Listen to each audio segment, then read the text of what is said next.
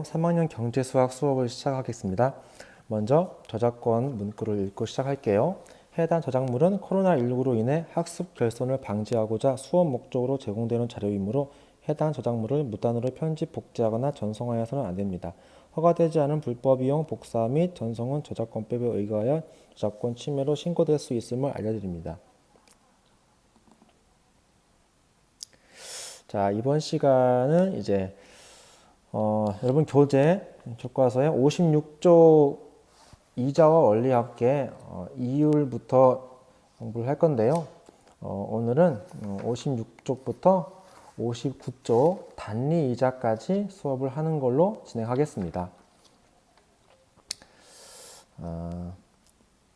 이게 원격으로 이제 온라인상으로 수업을 하다 보니까 기술적으로 문제가 이것저것 생기네요. 어제 이제 목요일 날 처음으로 수업을 이제 3학년 3반과 2반 이렇게 수업을 선생님이 유튜브를 이용해서 올려봤는데 온라인 클래스로 이제 옮기는 과정에서 뭐 설정을 잘못했나 봐요. 잘 이제 이수가 학습 완료가 되지 않는다고 학생들이 막 이의를 제기해서 하여튼 애를 먹었습니다. 하루 종일 아주 학교에 굉장히 바쁜 하루였는데요. 아마 다른 선생님들도 많이 힘드셨을 것 같아요. 자, 오늘은 학습 주제는 두 가지를 진행하겠습니다. 이율과 단리이자 두 가지에 대해서 공부를 할 건데요. 용어 자체가 일단 경제 용어를 많이 쓰다 보니까 아무래도 경제 용어를 신속하게 사용해서 이제 수학적으로 해결하는 능력을 갖출 필요가 있어요. 그러니까 경제적인 용어 그리고 수학적인 용어, 수학적 이제 문제 해결하는 원리까지 다 필요하거든요. 자, 보면요. 이율부터 시작하겠습니다. 이율 생각열기 57쪽이고요. 여러분 교과서 같이 보도록 합시다. 생각열기 부모님이 매달 5만 원의 용돈을 주신다. 그런데 죄송합니다. 그런데 연초에 1년 동안의 용돈 60만 원을 한꺼번에 주신다고 한다. 돈의 가치만을 생각해 볼 때 나누어서 받는 것과 한꺼번에 받는 것이 같은 가치를 가질까 생각해 보아라. 자, 매달 5만 원씩 용돈을 받는 것과 아니면 1년치에 60만 원을 한꺼번에 받는 것 무엇이 가장 좀 좋을까 생각해 볼 수 있겠죠? 은행이라는 이제 기관이 있기 때문에 60만 원을 한꺼번에 받고 뭐 1년 동안 이제 통장에 넣으면은 이자를 조금씩 받게 되겠죠? 그래서 오히려 매달 5만 원 받는 것보다 60만 원 한꺼번에 예치해 놓고 이자를 받는 것이 이득이 될 수도 있겠죠. 글쎄요, 어떤 게 더 이득이 될지 모르겠어요. 이율은 이자율이라고도 하며 원금에 대한 이자의 비율을 뜻한다. 기간에 따라 1년 단위로 적용되는 연이율, 6개월 단위로 적용되는 6개월 이율, 3개월 단위로 적용되는 분기 이율, 1개월 단위 적용되는 월 이율 등으로 분류된다. 각 기간별 이자율은 서로 전환을 할 수 있다. 예를 들어 연이율 12%는 6개월 이율 12% 나누기 2, 6%로 분기 이율로 나누기 4로 하면 3%, 월 이율로는 1%로 계산된다. 네, 이런 용어들에 대해서 이제 좀 우리가 친숙해질 필요가 있어요. 연이율, 6개월 이율, 분기 이율, 월 이율. 그래서 계산법이 예시로 잘 나와 있습니다. 자, 예제를 통해서 같이 문제를 풀어볼게요. 예제 1번. 연이율 18%를 월 이율로 계산하면 얼마인가? 18% 1년 이율, 1년 동안 18%의 이자를 주겠다는 뜻이니까 월 이율로 바꾸면은 나누기 12를 해서 1.5% 달마다 1.5%의 이자를 준다라고 생각하면 됩니다. 두 번째, 월 이율 1.2%를 연 이율로 계산하면 얼마인가? 1.2%가 월 이율이니까 곱하기 12개월, 이제 1년은 12달이니까 12 곱하면 14.4%의 이자를 받게 되겠죠.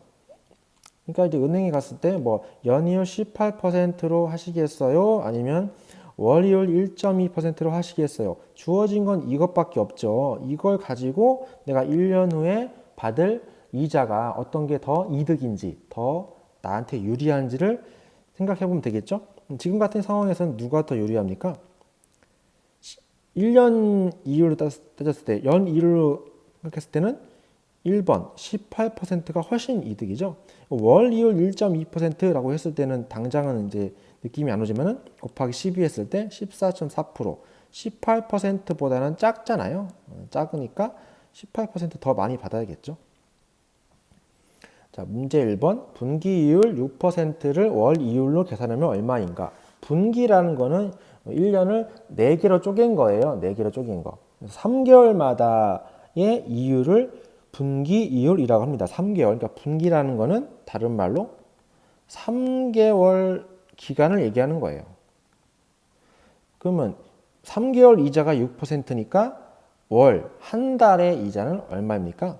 6%를 나누기 3을 하면은 2%가 월 이율이 되는 겁니다. 간단하죠? 아직까지는 크게 무리가 없을 겁니다. 이자, 이율에 대해서 공부했고요. 이자율. 두 번째 학습 주제는 단리이자입니다. 단리법이란 처음에 빌려주거나 빌려준 원금에 대해서만 기간에 이자율을 곱하여 이자를 계산하는 방법이다. 보통 은행에서 1년 만기 혹은 3년 만기의 예금 상품에 사용되며 월 이자와 같은 기간의 이자 계산에도 사용된다. 단리 이자는 최초의 원금에 대해서만 이자를 계산하므로 투자 기간이 길어도 중간에 발생한 이자가 재투자되지 않는다. 즉 최초의 원금에 대해서만 이자를 지급한다. 이는 등차 수열의 일반항을 활용할 수 있다. 네, 등차 수열의 일반항 이거 기억납니까, 여러분? 아마 이런 식을 기억해야 할 거예요. A에는 A 플러스 n-1t. 네, 요게 이제 등차 수열의 일반항이죠. 뭐 했어요? 첫 항이 A고 공차, 그러니까 앞뒤 항의 차이가 D만큼 차이 날 때 n번째 항의 일반항 모습이죠. 그러니까 A, 그 다음에 A 플러스 D, 그러니까 D만큼 계속 더해 나가는 거예요. 이렇게 A 플러스 3D 점점점. 그래서 n번째에 있는 녀석은 이러한 형태를 갖는다라는 거죠. 아래 그림은 원금 A를 단위 이율 R로 n기간 투자했을 때의 원금과 이자를 합한 금액을 나타낸 것이다. 단위 이율을 적용하기 때문에 매 기간 최소의 원금인 A에 대해서만 이자를 계산하여 더해진다. 따라서 이자는 원금과 이자, 원금과 이율, 그리고 기간을 곱한 것으로 계산된다. 네, 보면은 이제 처음에 뭐 일정 금액을 이제 은행에 넣어놨는데 A라는 금액을 넣어놨는데 이율이 R이다. 뭐 1%든 뭐 10%든 그런 이율이 있을 거 아니에요. 네, 그 이율을 이제 기간만큼 곱해서 한 것이 단리 이자법, 단리법이라고 하는 거예요. 그래서 원금을 A, 이율을 R, 기간을 N이라고 했을 때 원금과 이자를 합한 것을 원리합계라고 해요. 원리합계. 원금과 이자를 합했다라는 말로 원리합계라고 합니다. 원리합계의 일반적인 모습은 A 곱하기 A 더하기 A 곱하기 R 곱하기 N. 그래서 이게 계속 이자를 더해가는 거죠. 그래서 N년 후에는 이렇게 원금과 이자가 불어나 있다는 겁니다. 너무 이제 문자만 보이니까 감이 안 오죠? 예제를 보겠습니다. 100만 원을 연이율 5%의 단위 이자로 3년인 정기예금에 가입할 경우 3년 후에 찾는 금액은 얼마인가? 원금이 100만 원이고요. 대문자 A가 100만 원. 연이율은 R 0.05. 그러니까 5%를 0.0으로 바꿔줘야겠죠? 그 다음 기간은 3년. 3년 후에 원리합계는 100만 원 곱하기 1 더하기 0.05 곱하기 3. 그래서 100만 원 곱하기 1.15니까 115만 원. 그러니까 15만 원의 이자가 발생한다는 걸 알 수가 있어요. 다시 이 과정을 좀 쉽게 설명하면은 위에 그림 이렇게 돼 있으니까 좀 막연한데요. 그러니까 처음에 100만 원이 있었잖아요. 이게 1년 후에는 이 100만 원이 어떻게 될까요? 1년이 지났어요. 1년. 2020년이니까 2021년에는 이것이 어떻게 되냐? 연이율 5%니까 100만 원 더하기 100만 원 곱하기 0.05가 되는 거예요. 그러니까 여기 있는 게 원금, 여기 뒤에 붙은 게 뭐죠? 예, 이자. 그래서 둘을 합해서 뭐라고 한다 했죠? 원리합계. 원리합계. 1년 후에 원리합계는 얼마? 이자가 지금 100만 원에 5% 곱하면은 5만 원이죠? 네, 그러니까 105만 원이 되는 거예요. 그럼 이제 또 1년이 흘렀어요. 좀 좁은데. 2년이 흘렀다고 합시다. 그러면 어떻게 됩니까? 이 단리법은 그냥 100만 원에 계속 5%의 이자가 붙는 거예요. 그러니까 지금 얼마였죠? 105만 원이 있는 상태에서 100만 원에 다시 5%의 이자를 더한다. 그래서 또 원금과 이자를 또 더하면은 이거 얼마죠? 110만 원. 예, 만 원은 뒤에 생략했어요. 110만 원. 2년 후에. 그 다음에 3년 후에는 어떻게 돼요? 3년 후에는 이쪽으로 할게요. 3년 후에는 예, 지금 110만 원이 된 상태에서 또 5만 원이 이자가 붙는 거죠. 그래서 답은 115만 원 이렇게 되는 거죠. 근데 이거를 이제 이렇게 1년, 2년, 3년 이렇게 따지는 것보다는 예, 지금 여기 나와 있는 여기 연두 색깔인가요? 연두색 박스 안에 나온 것처럼 예, A가 원금이고 맨 처음에 넣은 100만 원, 그다음에 이율은 5% 0.05, 기간은 아까 3년이었죠? 3년 만기 정기예금. 그래서 그것을 계산하는 방식이 A 곱하기 1 플러스 RN이다 라고 해서 간편하게 구할 수 있는 거죠. 똑같이 해볼게요. 예제 2번 단리 연이율이, 단리라는 말 꼭 체크하고요. 1년의 이자율이 4%다. 5년간 투자했어요. 5년간 투자된 1,000만 원의 총 원리 합계는 얼마인가? 그래서 1,000만 원이 원금이죠. 1,000만 원을 5년간 투자하겠다. 어떻게? 단리법으로 1년 이자율이 4%로 하겠다. 그래서 지금 따지면은 A가 원금 1,000만 원, 1,000만 원이고 R 연이율은 0.04, 4%니까요. 기간은 5년으로 하겠다라고 해서 계산을 한 결과 1,200만 원이 된 겁니다. 간단합니다.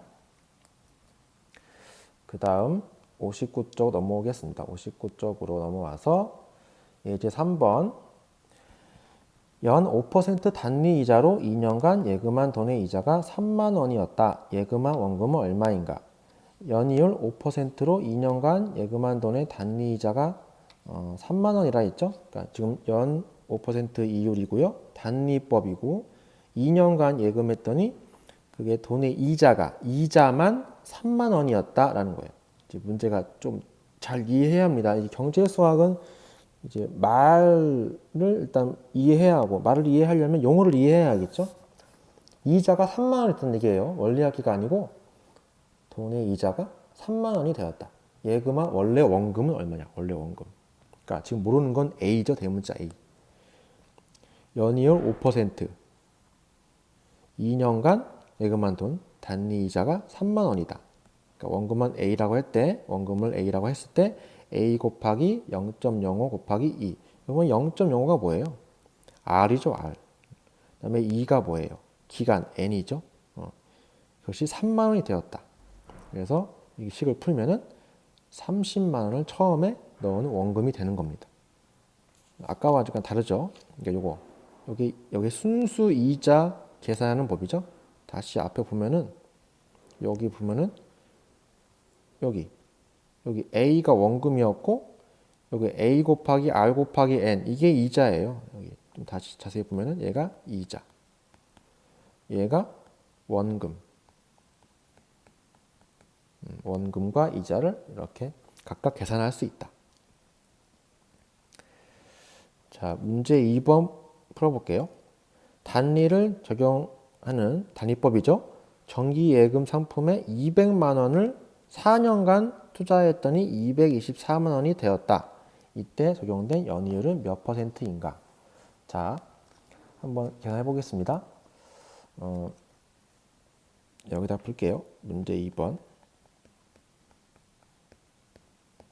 지금 하나하나 공식을 대입해 볼게요. 일단 모르는 게 연이율이죠. 연이율을 x라고 할게요. 연이율은 x %라고 했네요. x %. 그 다음에 원금이 지금 200만 원 투자했죠. 그러니까 대문자 A가 200만 원. 200만 원이고, 그 다음에 기간은 4년간 투자했죠. 그래서 N이 4. R은 지금 모르니까 x %라고 합시다. 이렇게. 그래서 지금 4년간 투자했더니 224만 원, 224만 원의 의미 뭐예요? 아까 말한 원리 합계죠.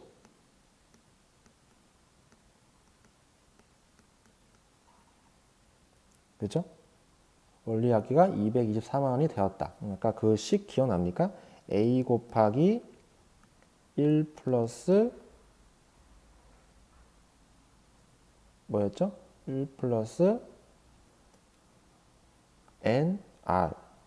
이것이 원리 합계였죠? 이게 224만 원이 되었다는 뜻이에요. 224만 원이 되었다. 좀 더 식을 전개하면은 200만 원 곱하기 1 더하기 이게 x %니까 R은 100분의 x라고 합시다. 이걸 다시 쓰면은 100분의 x가 되는 거죠. 100분의 x 곱하기 4년.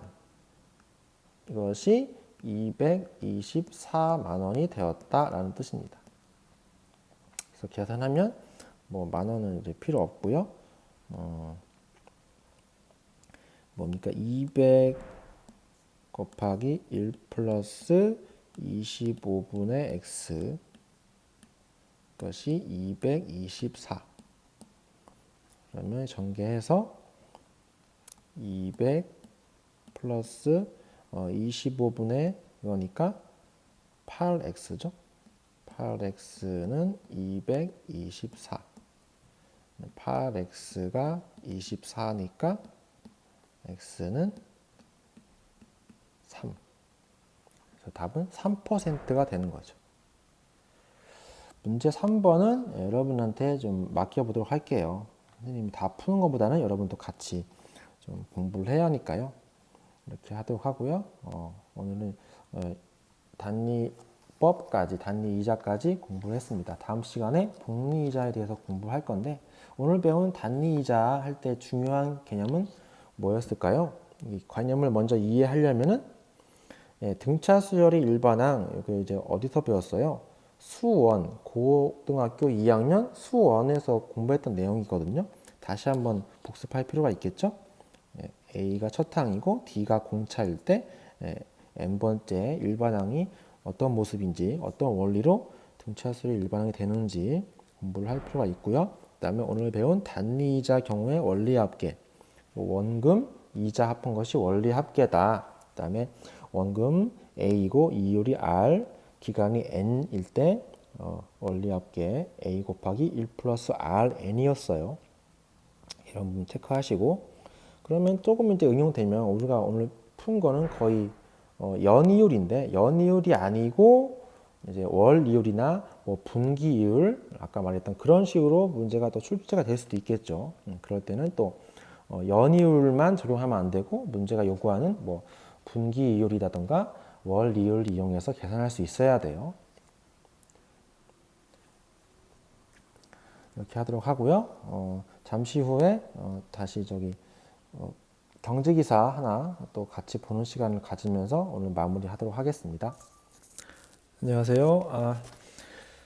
좀 전에 예고한 대로 경제기사 하나 같이 보도록 하겠습니다. 제목은 이게 포스트인데요. 네이버 포스트에서 가져온 건데 이코노미 조선에서 제목은 초저금리 시대 고금리 예적금을 찾아라. 이자 7% DB 저축은행 적금 카카오페이 증권 5% 특. 이제 한국 기준금리가 0.75%까지 내려갔어요. 그러면서 금융사 이자를 통한 재테크가 어려워지고 있다. 금융사가 시행하는 특판 등을 꼼꼼히 챙겨야 연 4% 이상의 고금리 상품을 가입할 수 있다. 서울 창천동 신촌 새마을금고는 2주간 도깨비 적금을 특별 신청했다. 네, 이 적금은 12개월 가입 시 연 4.5%, 24개월 가입 시 연 4%의 이자를 줬다. 개별 금고에서 시행한 행사로 대대적인 홍보가 없었던 만큼 온라인, 재테크, 카페 등을 통해 아름아름 퍼진 소식을 접한 사람들이 몰렸다. 신촌 새마을금고 관계자는 고객이 너무 몰릴 것으로 예상돼 계좌당 월 납입액 100만 원 한도로 하루에 100명에게만 한정 판매했다. 100만 원 한도로 100명에게만 한정 판매. 100명 이유는 할 수가 없나 봐요. 한 재테크 카페 회원은 이 금고는 매년 초 이런 고금리 적금 특별 판매를 한다고 기뜸했다. 신종 코로나 바이러스 감염증 코로나19에 따른 경기 악화를 막기 위해 각국 중앙은행들이 기준금리를 낮춰 시중에 돈을 풀면서 초저금리 기조가 강화되고 있다. 한국은행 금융통화위원회가 3월 16일 기준금리 0.5%포인트나 인하에 대한민국은 역대 최저금리 0.75% 시대로 접어들었다. 이에 따라 주요 은행들도 예적금 금리를 내리고 있다.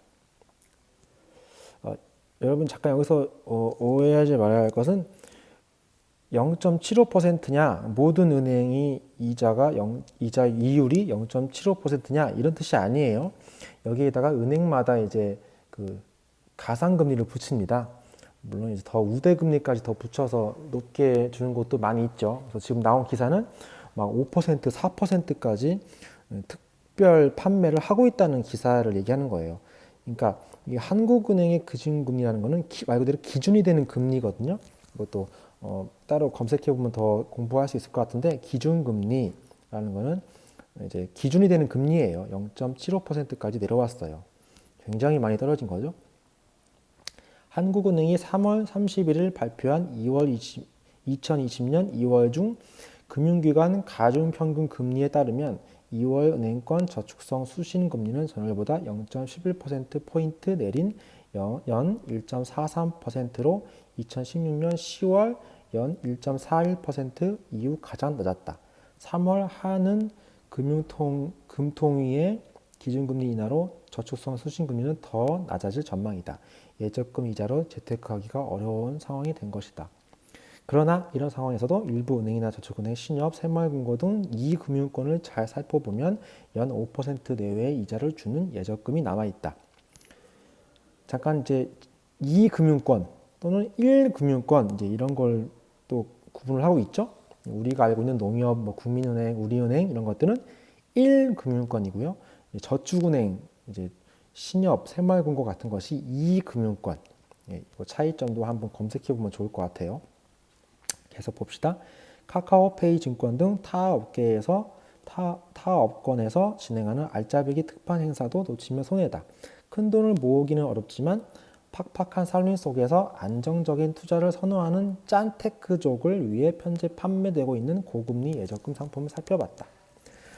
그래서 전북은행은 4월 1일부터 더 따뜻한 정기적금에 가입하면 선착순 1만 명에게 연 5.1%의 이자를 주는 특판을 시작했다. 5.1%면 굉장히 높은 거죠. 월 납입액은 최대 20만 원이다. 20만 원까지만 저금을 할 수 있다는 얘기예요.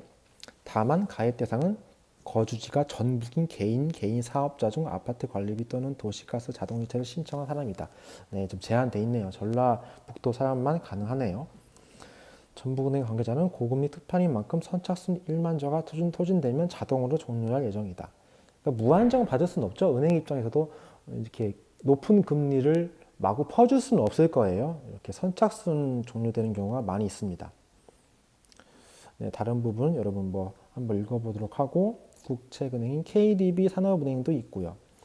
수협은행도 이제 여행사 모두 투어와 손잡고 최고 연 4.8%를 주는 여행적금을 판매하고 있다. 18세 이상이면 누구나 스마트폰으로 가입할 수 있다. 이런 것도 여러분한테 좀 해당될 수 있는 사항이 되겠네요.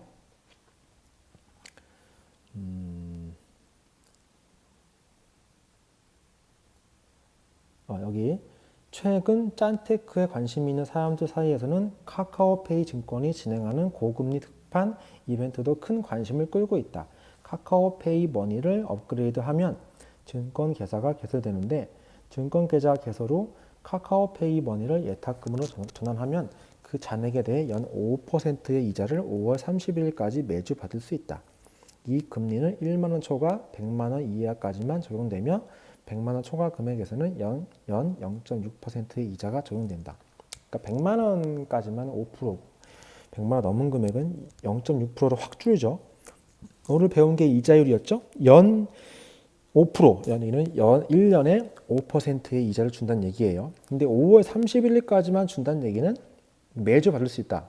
이게 매주니까 또 이제 주마다 이제 연 5%니까 한 달에 나누기 10일 해서 1년에 12개월이니까 또 12 나누면은 5% 나누기 12 하면 뭐 정말 미비하죠. 그걸 또 매주 받을 수 있다. 주별 또 뭐라 할까요? 월 이율이 있는 반면 주 이율 뭐 그런 식으로 따져가지고 또 나눠가지고 있는 거기 때문에 큰 뭐가 있지는 않습니다. 100만 원까지만 되기 때문에 하지만 뭐 조금씩 저금을 하고 싶은 친구들은 이런 걸 이용해서 뭐 부모님이 주신 용돈 뭐 그런 것들을 좀 모아서 넣어놓으면 그래도 안 하는 것보다는 낫다는 얘기겠죠. 이 표를 보면 연 4%, 연 이율 4% 이상 금리를 주는 상품들이 나와 있죠. 기본금리, 우대금리 이렇게 돼 있죠. 뭐 DB저축은행 드림빅 정기적금은 3.1%가 기본금리고 그러니까 다 된다는 얘기고 6.9%까지 우대금리가 된다. 이제 이게 조건이 있겠죠. 뭐 관리비나 뭐 카드 자동이체 이런 걸 걸어놓거나 뭐 월 실적이 얼마 있어야 한다. 근데 오른쪽 맨 끝에 칸 보면 10만 원에서 40만 원까지만 넣을 수 있어요. 그러니까 그렇게 많은 금액을 왕창 뭐 1억이나 2억 이렇게 넣어서 준다는 게 아니겠죠. 저축은행 업계는 수신금리 높여. 저축은행 업계에서는 고금리 상품이 있다. 우선 조건이 까다롭지만 연 7%에 육박하는 적금도 있다. 7%면 굉장히 높은 거죠. DB저축은행의 드림빅 정기적금은 기본금리 3.1%에 연 6.9%까지 가능하다. 방금 전에 봤던 첫 번째 걸 설명하는 것 같습니다. 네, 다른 부분도 이렇게 넘어가도록 하고요. 마지막 단락 읽고 마치도록 하겠습니다.